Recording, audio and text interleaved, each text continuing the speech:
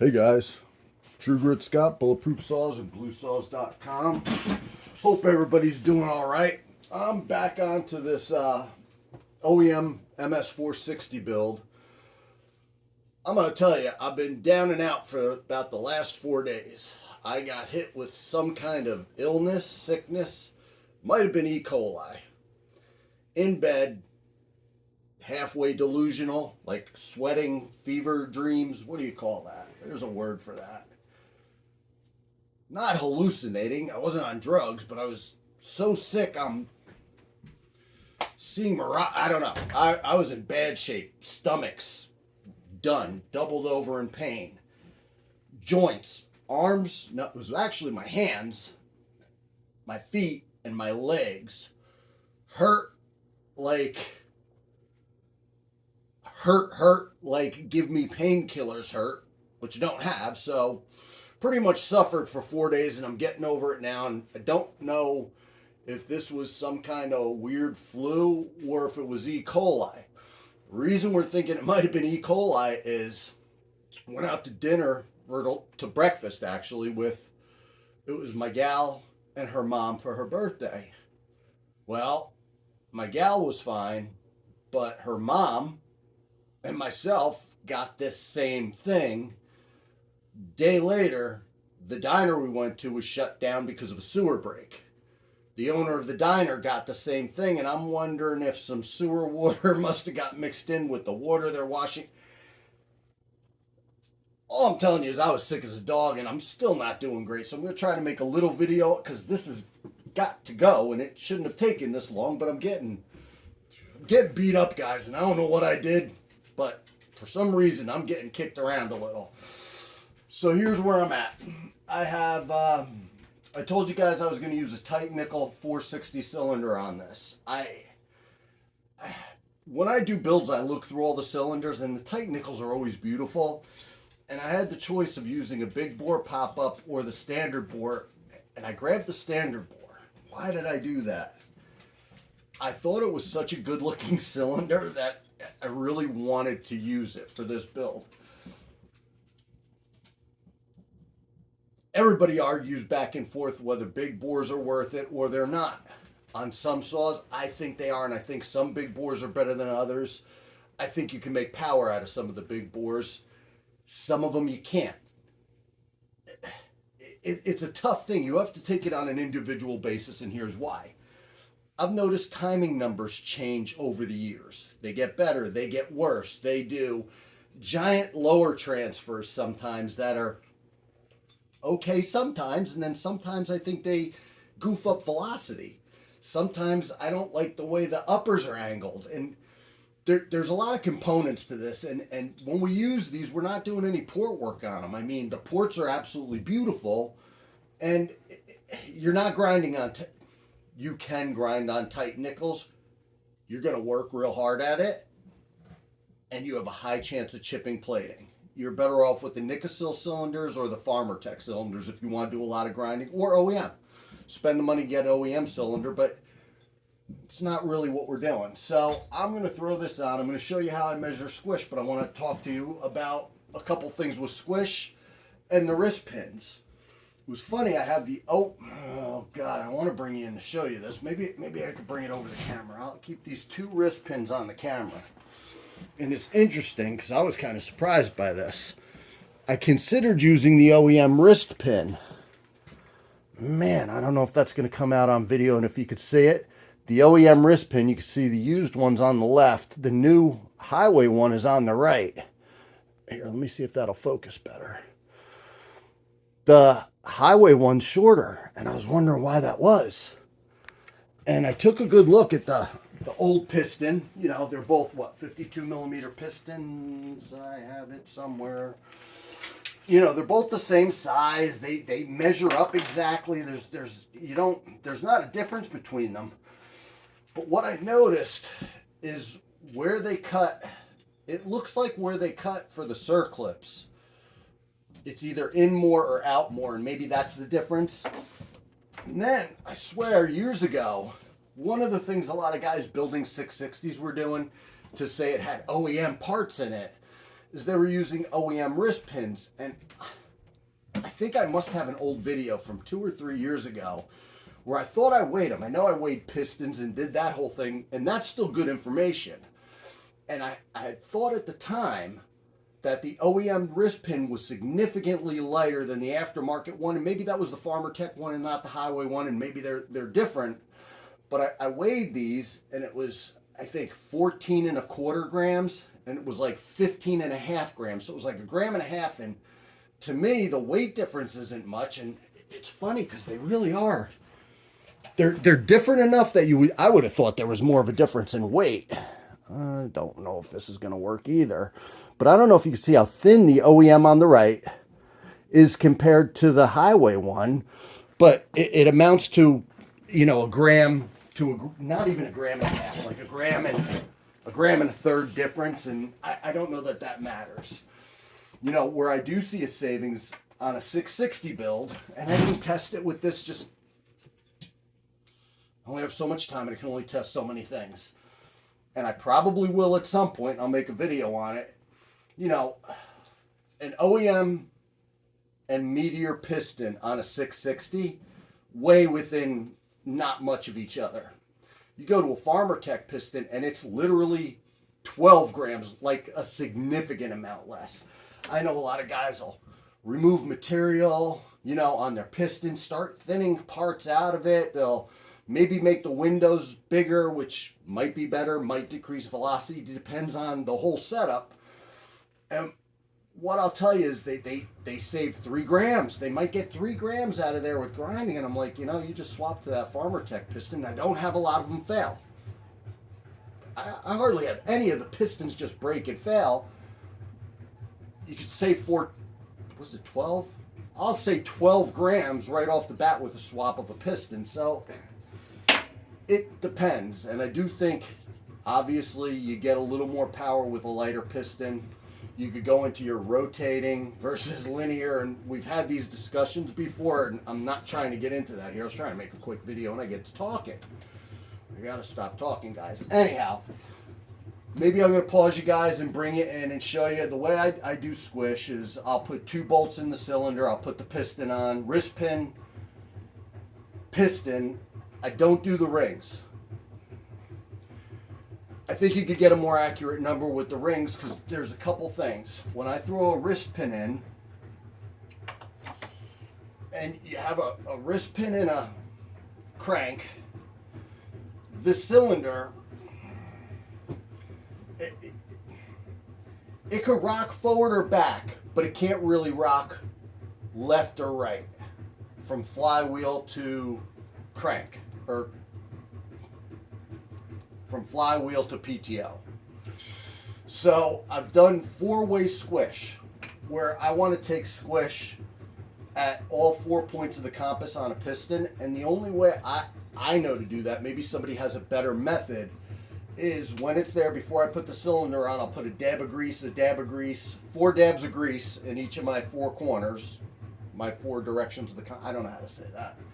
I'll take a little piece of solder, put one there, 4 of them, button it up, put the cylinder on, spin it, and then I'll get a 4-way squish. And I do that when I've done bases on a stone. I have like a surface plate that I could put sandpaper on. If I wanted to take the base of this cylinder down, I could, sit there with a piece of, this is the old way to do it, guys, and go like this. The other thing that I've done for a long time, and it was actually Scott Kunn's Tree Monkey, who's forgotten more about saws than I'll probably ever know. Like, literally, the guy is a guru, but he was using mandrels, and I actually made mandrels before Dino Joe had his, and I used mandrels to do that. And I made mandrels actually out of wood. I turned them down on a lathe. I used hard maple, and I made wooden mandrels, and I'd use sandpaper, and I could do this, and they'd come out pretty good. It would take you forever, but you could do a pretty good job lapping a base and doing it by hand. Since then, I've actually gotten Dino Joe's mandrel, which I never get to use, so that's a whole nother story. I'll zoom you guys in. We'll do squish real quick. I'm just going to do two sides of it. It's not that interesting. There's probably better how to do squish videos. And then it's going to be a matter of deciding gasket, no gasket. I suspect we're going to wind up using a gasket on this. Then the question is do I need a 20 thou gasket like a stock one? And what's funny is this cylinder, the tight nickels usually come with a gasket, did not come with a gasket. Don't know why, because I sent one out yesterday and I looked in the box, there was a gasket in that one. So why this one had everything except the gasket, I don't know. But, oh, my stomach's hurting, guys. It's making me forget what I was saying. So I think we're going to wind up using a gasket on this because I think the squish is going to be too tight, and it's going to be whether I'm going to use a 20 thousandths gasket or if I'm going to make something out of another material. And I have everything from copper sheeting that's about 6 thou. I use manila, which is 9 or 10 thou. And I'm sure other guys use other things. I've seen saws come to me with beer cans as a gasket. I've gotten saws with beer case carton, like the 6-pack holder cardboard, you know, that actually said like whatever beer it was on it, you could still see. I've seen all different gaskets.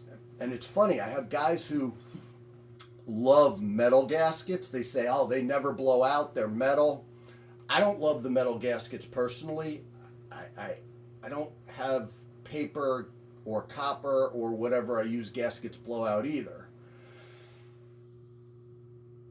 That's a personal choice, and I don't know. Maybe I don't have enough experience to differentiate between using them. Like I haven't used any beer cases, but I haven't used, hundreds and hundreds of pieces of manila. Maybe I have, but I don't know how many pieces of manila I'd have to use before I saw a blowout. Whereas metal gaskets, more often than not, if I'm going to get a leak on a base gasket, it's with a stupid metal gasket. And I hate the idea of putting 3-bond down, then putting a metal gasket down, and then putting 3-bond on top of it. It frustrates me to do that, kind of like I don't use 3-bond on the case gasket itself. It makes a mess for the next guy who might want to get in there. Which, whatever, if it seals it up and you have to do it, you have to do it. But I prefer not to. I'd rather just use a paper gasket. And I'm sure I have paper gaskets around, and I'm wondering in my highway kit, metal gasket. So I have a metal gasket handy, and I'm going to try to find a paper one because I think I personally prefer the paper one. I'll pause you guys. I'll zoom you in and see if I could get through this video before I die. I'm being a little bit I'm not gonna die, guys, but I ain't feeling great. Okay, guys, for doing squish, I use flux core or rosin core, and it's 1 millimeter solder. I think 1 millimeter translates to roughly 40 thou. So if you're above 40 thousandths on squish, you obviously can't do it. And what I'll do is I'll just double that over, twist it up real tight to thicken it up, and you get a squish reading like that. And that pretty much covers everything that I need to do. I mean, I've seen saws where you have 60,000 squish, but again, doubling up the size. And here's what I mean. Hopefully you can see what I'm doing. I just double it up, and I'll do a neater job than that. And I'll twist it up, and I'll use it like that, so I have a double thickness there if I'm over the 40 thou. And you might want to verify that, a millimeter is 40 thou. I'm going from memory, and my brain's not working too great today. I think you guys can see what I'm doing. I got the wrist pin bearing in there, and all I do is I put the wrist pin, into the boss. This winds up being a pain in the neck for me lining this up. Usually takes me a second. That one went not so bad, and I don't have the circlips in there. A lot of times I'll put on the PTO side circlip, but I'm just doing squish. I'm not doing anything crazy. The other thing is, as I go through the build, the big end of the crank has been oiled. you know, a couple drops of two-stroke in it. The case bearings have been oiled. The wrist pin bearing has been oiled. So I do that during the build. I don't leave them dry. I wash cylinders before I use them, just to get, what I've noticed, especially on the tight nickels, is they leave a little bit of polishing compound. And you can find it in the ports a little bit. And I don't know that it would hurt anything, but just the same, I clean them up just out of sheer paranoia.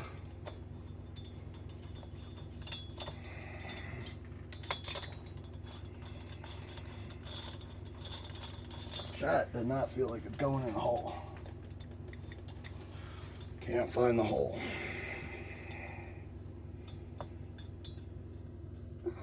Here we go. And again, I'm not torquing this to spec. I'm buttoning it down decently tight. Am I in the video? Okay, maybe you guys could see. Not that there's much to see here. I don't think this is going to be too thrilling. So we get you tight. There's nothing in it, so it's bare. Are we slapping the top? All right, we're not slapping the top, so that's good. Oh, the other thing. I popped the flywheel back on. Key, flywheel, nut, hand tight. So I should be able to just pop this right back off because I'm not ready for it yet. But I also can't spin the crank without it because I can't get purchase on just the crankshaft without something to grab onto. And the way I do this is I'll right angle a little piece of the solder at the end. I go in, I'll try to get right in the center, hit the side of the piston or the side of the cylinder, and then find a spot just to put my hand so it doesn't move, and then I'll spin back and forth a few times. And it seems to me that if I did this 100 times, it should never crush that solder more than the max it could crush it. So I see some guys will do it once or twice. You probably get it in once or twice. So if I do it 10 times, it really shouldn't matter. You get a little, I don't know if you guys are going to be able to see that. I don't know how to make it so you could see that. You get a little flat spot on the solder, and you can see that's a beautiful squish band because, you know, there's some squish bands that don't want to leave you. There's some uncut squish bands that are just not going to be that nice. We take our handy dandy calipers here and we zero them out, and we switch back over to freedom units. And we'll take a little look. Oh, we're at 14 thou. 14 thou is kind of a pain in the ass. Why do I say that? Well, 14 thou's 15 if I do the flat. And that'll kind of average that whole thing. And a lot of times there might be a deviation on the squish band where it's a little angled, you know, different things like that. So your reading on the solder could be different from the beginning to the end of it. And really, I go by the tightest part of it is what my squish is. Because if you're too tight in one part and that cylinder heats up and expands enough to hit, it's going to hit. You're going to be banging the roof. So I'm at 14 to 16, I think, is what I was on this thing. I just saw it jump up to 23, but that might be where it was. And I'm real careful about that because it could fake you out if you hit the wrong spot on it. Like sometimes the very end of your solder, where it's up against the cylinder wall, maybe the piston's not hitting it there. Maybe there's a little tiny gap. And if you measured right on there, you'd be like, oh, wow, I have tons of squish. When you actually don't. If you go in a little bit, you're like, oh, wait a minute, guys. I'm really at 15 there. So that's something. And I could do the other side real quick. You cut off your end, get to a fresh piece of solder. Same thing. Bend a little angle on the end.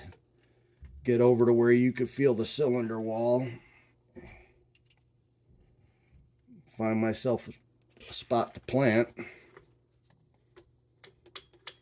And again, I want to try to be over the wrist pin as I'm doing that. I don't want to be the front. I don't want to be the back because that piston can rock.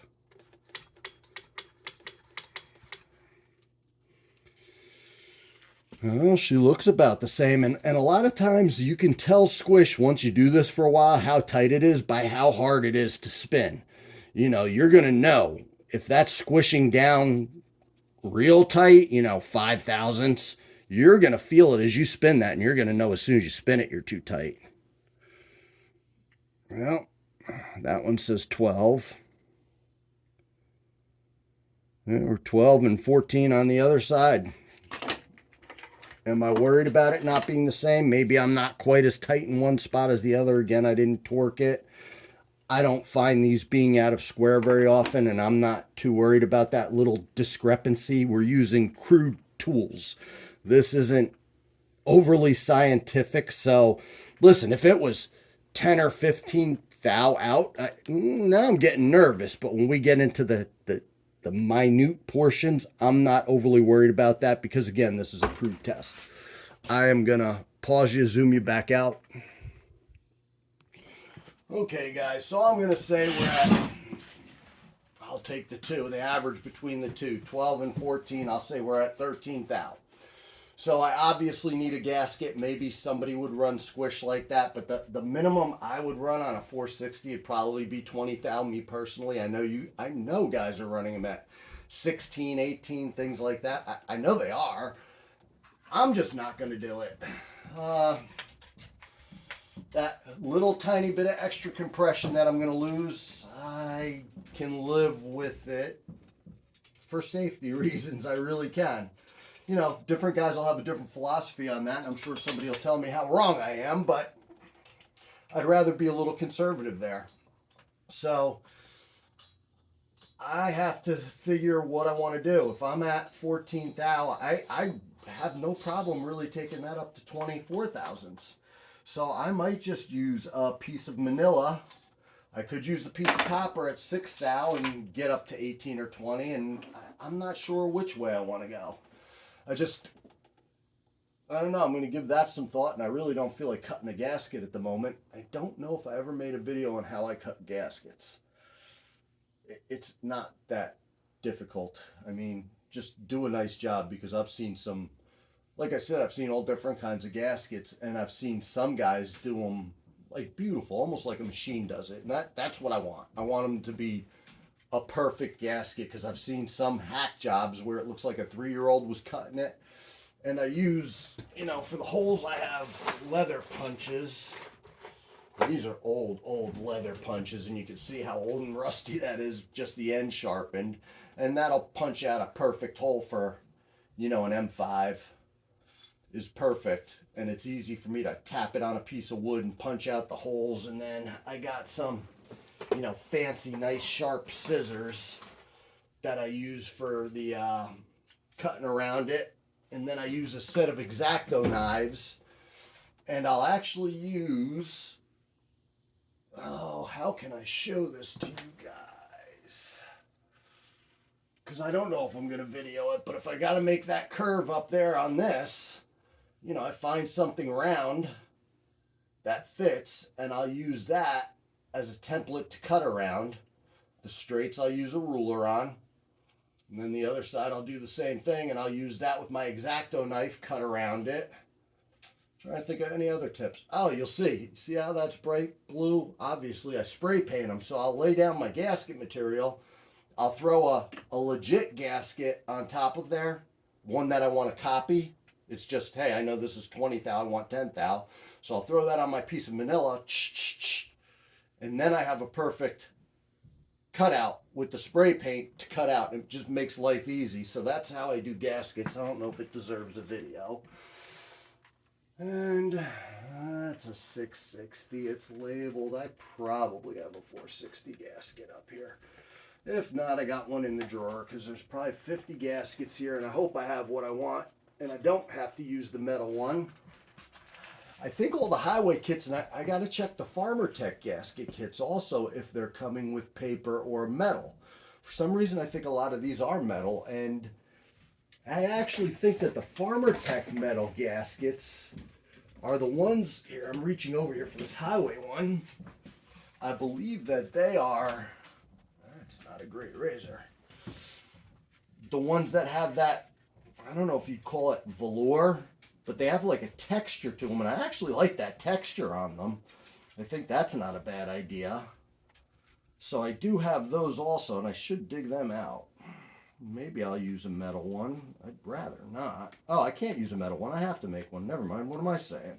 See, I'm still delusional from this illness, guys. I'm making a gasket. I'll be making a manila gasket, but I won't be videoing it. And maybe I'll take the metal one and use that as my template to spray paint with.